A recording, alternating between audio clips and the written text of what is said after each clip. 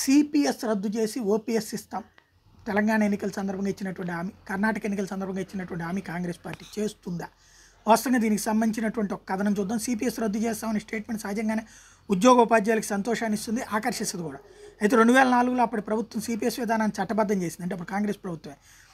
సాంకేతికంగా ఉన్నట్టుగా తిరిగి పాత పద్ధతికి రావడం సాధ్యమైద్దా అంటే $1 మిలియన్ ప్రశ్న. ఎందుకంటే ఇదివరకు రాజస్థాన్, ఛత్తీస్గఢ్, జార్ఖండ్, పంజాబ్, హిమాచల్ ప్రదేశ్ రాష్ట్ర ప్రభుత్వాలు తమ రాష్ట్ర ప్రభుత్వ ఉద్యోగుల కోసం పాత పెన్షన్ స్కీమ్ ఓపీఎస్ పునఃప్రారంభించాలని తమ నిర్ణయాన్ని కేంద్ర ప్రభుత్వానికి రాతపూర్వకంగా తెలియజేసినాయి. అయితే లాస్ట్ ఇయర్ 2022 బడ్జెట్ సమావేశం సందర్భంగా కేంద్ర ప్రభుత్వం దీని మీద వివరణ ఇచ్చింది. Pension fund regulatory and development authority act ప్రకారం ఎన్పీఎస్ చందాదారులు అంటే రాష్ట్ర ప్రభుత్వాలు మరియు ఉద్యోగులు సేకరించిన కార్పస్ని తిరిగి చందాదారులకు కానీ రాష్ట్ర ప్రభుత్వానికి కానీ జమ చేసే అవకాశం లేదని స్పష్టం చేసింది. అయినా లాస్ట్ ఎన్నికల్లో కర్ణాటక, మొన్న తెలంగాణలో కాంగ్రెస్ తమ ప్రభుత్వ ఉద్యోగులకు పాత పెన్షన్ స్కీమ్ అమలుపరుస్తామని హామీ ఇచ్చి అధికారంలోకి వచ్చింది. అంటే 2004లో అధికారంలో ఉన్నటువంటి కాంగ్రెస్ పార్టీ తీసిన దాన్ని ఇప్పుడు మళ్ళీ పునరుద్ధరిస్తామంటున్నారు. ఇప్పుడు అదొక పరీక్ష రేవంత్ రెడ్డికి.